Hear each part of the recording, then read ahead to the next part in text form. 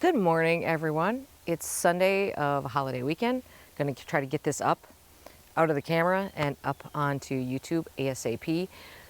I missed last week's garden stroll. I had to do some stuff regarding other summer activities because we do things other than gardening.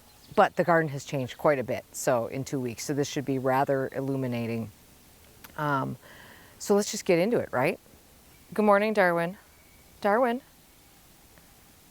Darwin enjoys spending his mornings out here. He also clearly, if you can see our deck, enjoys running through the compost that Mom put in yesterday, which I'm going to show you in a second.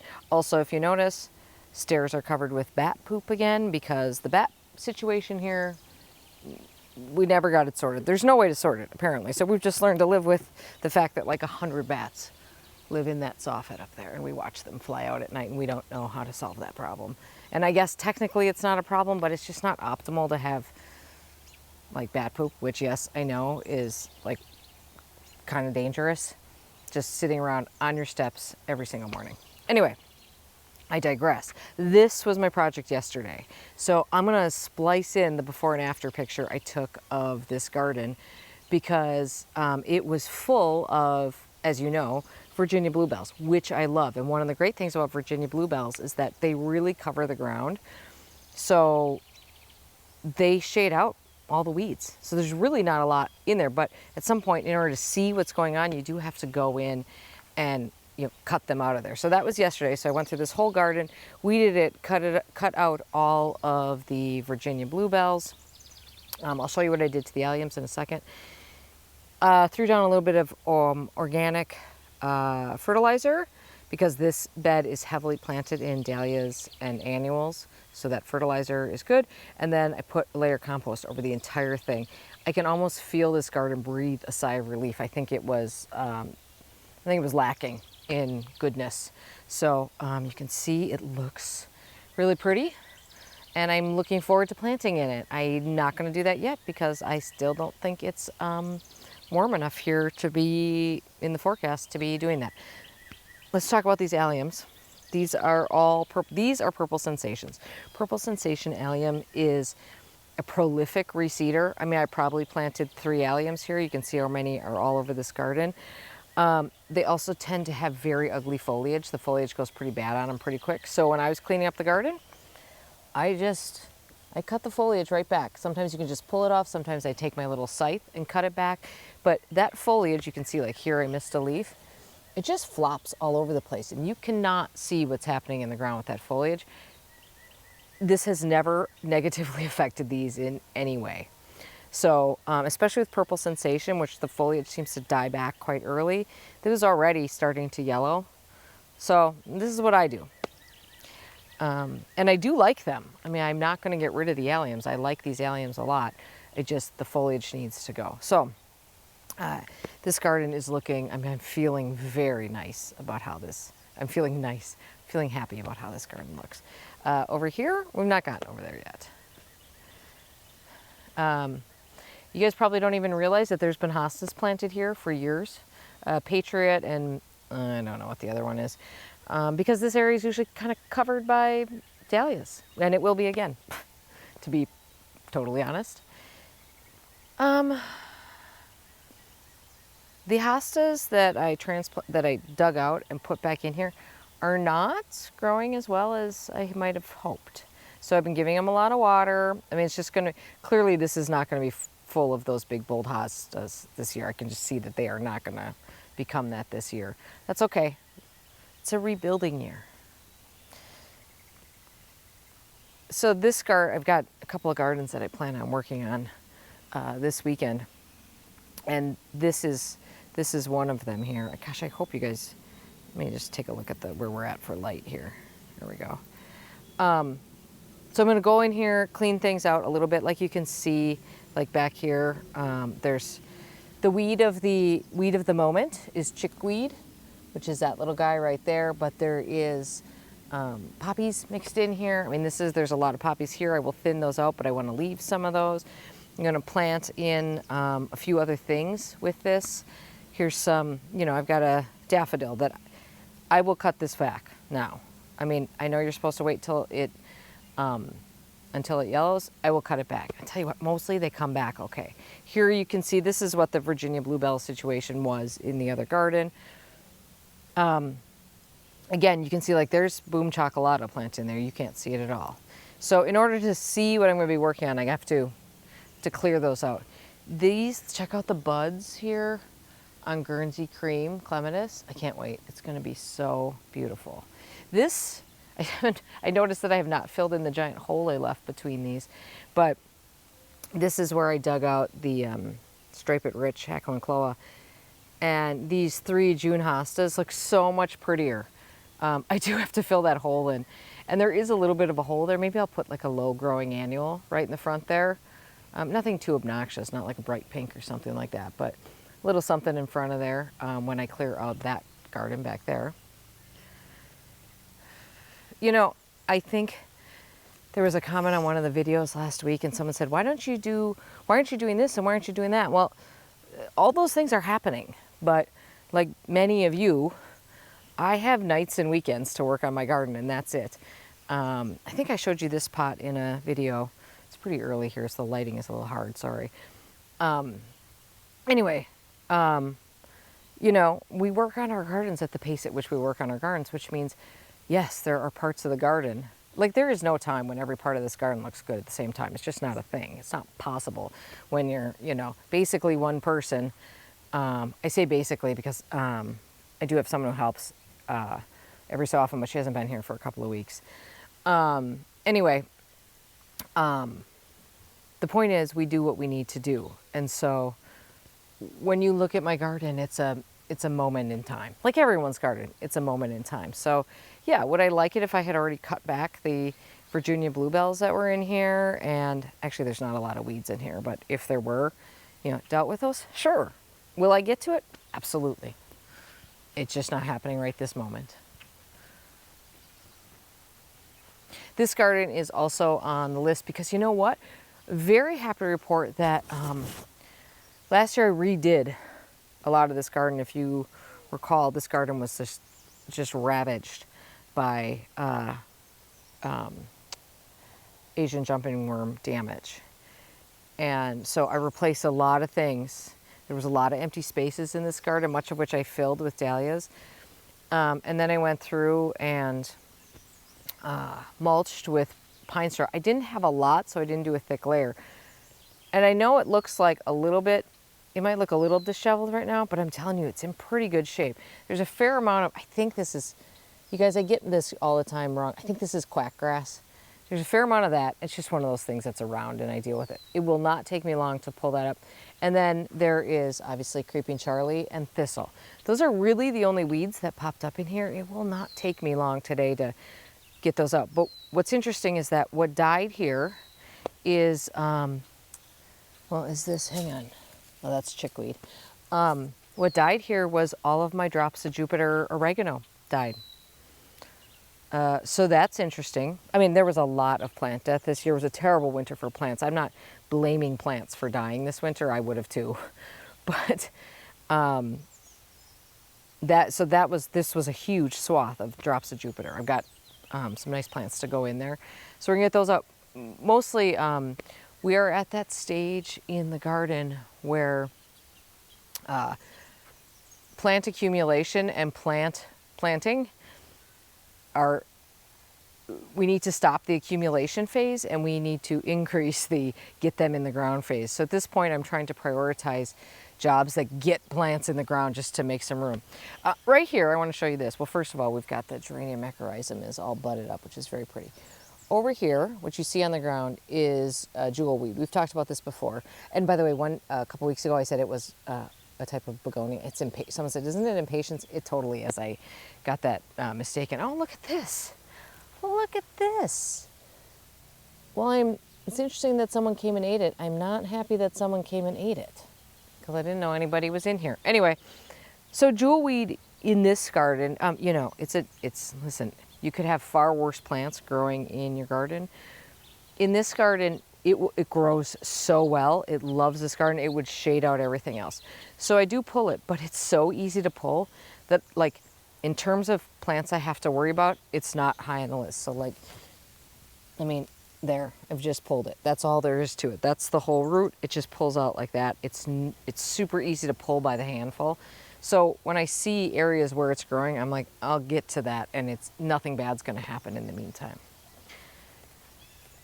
I did do some work on this. Let's get you in the shade here so that the camera can adjust though. So I did do some work on this garden. First of all, these are the flowerful hydrangeas that I planted last year. They're coming back really nice. You know, everything was so slow to come up that you do get a little nervous. I did plant some ladies' mantle sort of around them because obviously they're not going to fill up. Eventually they will fill up this entire space, but that won't be happening this year. Ladies' mantle is, you know, one of my go-to plants. Don't know what to plant? Ladies' mantle is almost always a good answer for me anyway. So I did plant some of that in there.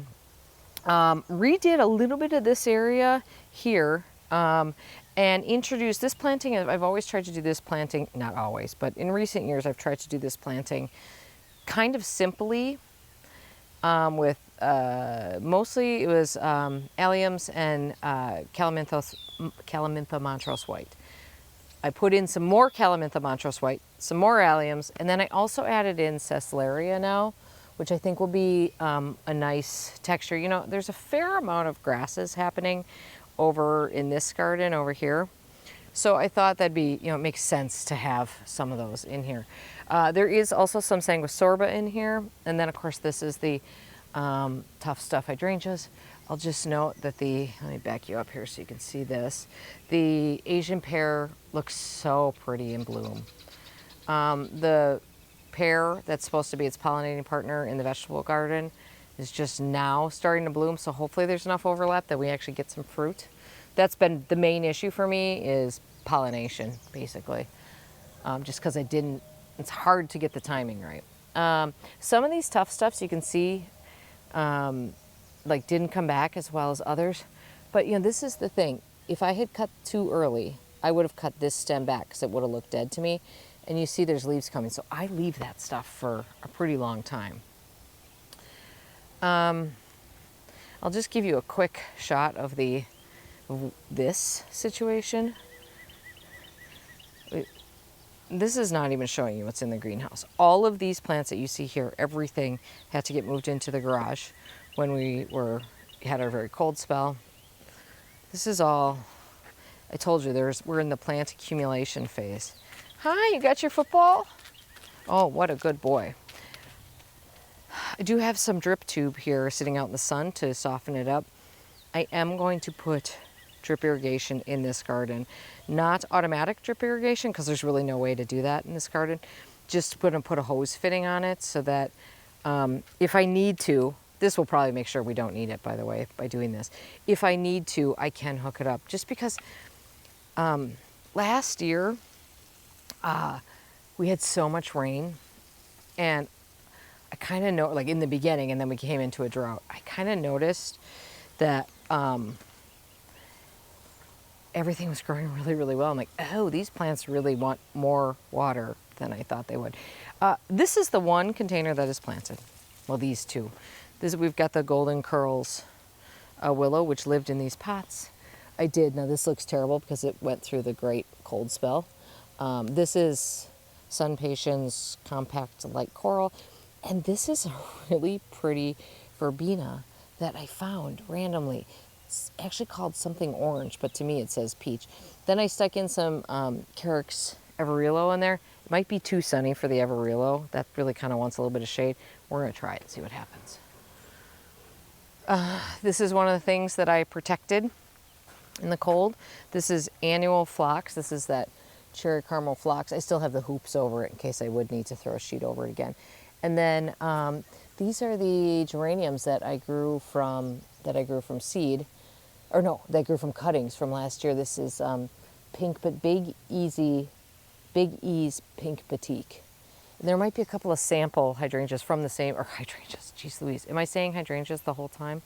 It's a geranium, obviously. If you've been screaming at the screen, I'm sorry. This is a different situation. I planted these last week. I showed you these in that video. They are looking bad. They're everything here. I mean, none of these things. What was I thinking? I wasn't, clearly. So I think I am going to just come in here and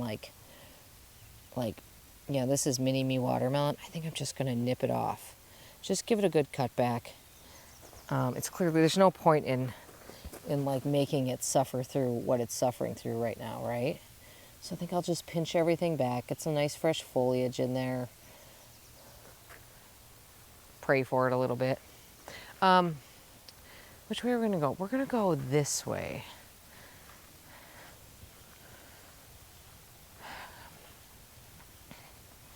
This garden is still looking great. There was a video on it last week. Oh, let's not go in the garden. Good job. I cannot remember which Trillium this is, but we've got the red one. And then the white grandiflora Trillium fades out to this kind of tie-dye pink. And there is a yellow one. Stay there, bud. There's a yellow one right here. One of them is luteum. I can't remember if the luteum is yellow or red, and I can't remember the name of the other one at all. So, a lot of people asked what plant this was, which is no longer blooming. This is Uvularia grandiflora. It's, what is it called? Something bells. Anyway, it's a native. It's a little native ephemeral. Little hosta moment there. Sun looks pretty coming up. Oh, do you see over in the distance there the Acer shirazawanum aureum that we planted over there? That tree right now, it will green up, and it's starting to green up a little bit, but it's very yellowy chartreuse right now. That is the example of what bright chartreuse can do in your garden, because that has brought that part of the garden which seemed disconnected right into here. It draws, it makes everything appear closer. So it has brought that part of the garden in, and you can see it from here how much it just like stands out. I guess the rain helped in the hosta department. Look at the size of that thing. Holy mackerel.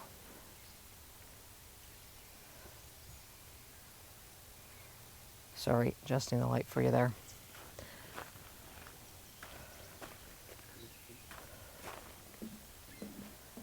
This is a Carex. I can't recall which one this is, but obviously you get the idea what it is. It's this stripy variegated one. Boy, is it starting to spread through here. I like it. I think it's pretty. It's really taken off in here.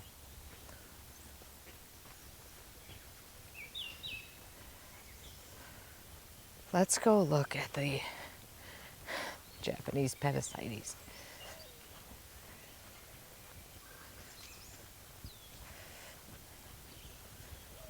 So we keep talking about this plant, but that's because it screams at you to talk about it, right?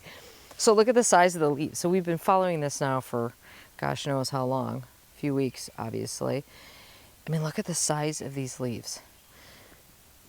The other thing that's huge is this rhubarb, which is again flowering. I didn't even realize it. This is this, like, look at the size of this rhubarb leaf. You can't really tell size, but I'm going to tell you it's 3 feet long, probably 2.5. This is crazy rhubarb. I didn't put it here. Anyway, the taste of the rhubarb in this one is not great. It's not as good as some of the other like newer cultivars, but we're eating it in a pie tonight because I got to bring a pie for a Memorial Day party, and that's the only rhubarb I really have. My rhubarb in the vegetable garden is not ready for prime time. Here's that beautiful aureum.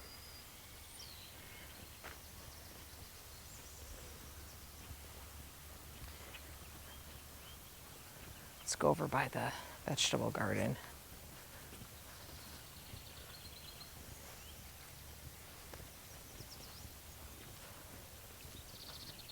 I still haven't gotten around to doing a quick clip on the boxwoods just to cut off the winter dead. They will look a lot better when I do that. That's just really, I'm sure the neighbors wonder what I'm doing keeping dead looking plants around. Okay, this is Cat's Meow Nepeta. I bought a whole bunch of them bare root. You can see there's some thistle that's popped up in there, but I bought a whole bunch of them bare root So now I'm going to start transplanting these out into the garden because now they're like a nice size. So I can do that. So that will be, that's just nice to have a stockpile of these here. You don't need to eat that. Oh, I wish, we got the light in a terrible spot here.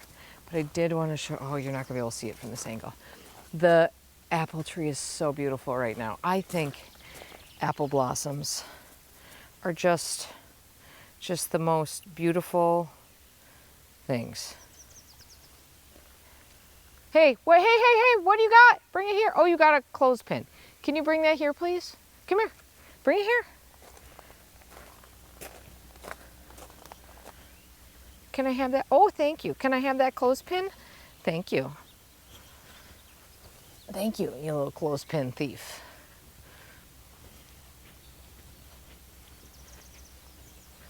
Anyway, maybe you can kind of see it from this angle. It's just glorious. And this apple tree, I have been extending the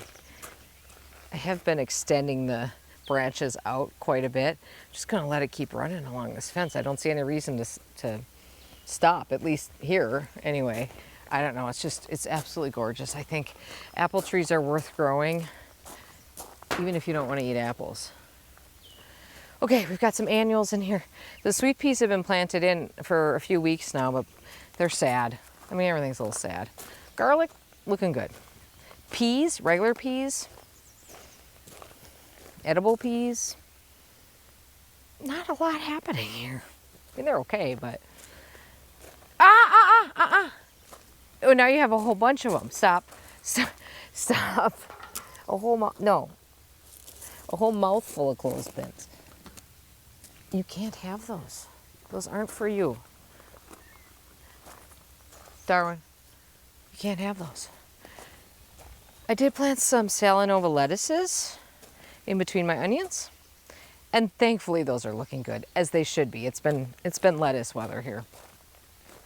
The Belgian fence is look at how many flower buds. Royal raindrops, crabapple. Look at how many flower buds are on here. It's going to be so pretty. It's just going to be absolutely glorious. This side in particular, because we've got a couple of them that have not been doing a good job extending those branches. So this side actually shows the pattern a little bit better. Oh my gosh, it's going to be fabulous. Should probably get in here and get rid of the creeping Charlie. Also on the agenda, as per usual. Okay, here is this is the pear tree, by the way, one of the pear trees. Also a pear tree down there, not showing any, no. Sorry guys. Anyway, this one is flowering a little bit finally, so that's good. Okay, actually, let's turn this around here. All right, I am going to wrap this up here. The garden is looking good if you look past the things that are not looking good. Lots to do. I will feel so much better. By the way, I have one more truckload of plants coming. I ordered more. I would feel very good about getting many of what I have sitting around put anywhere. I mean, I'm not gonna lie right now, you guys. The number of plants I have sitting around, including seedlings that I've started, is certainly over 500. That's not a healthy number, but it's okay. This is what we like to do, so this is what we do. Have a great day in your garden, everyone. Thank you for watching. Have a great weekend. Bye-bye.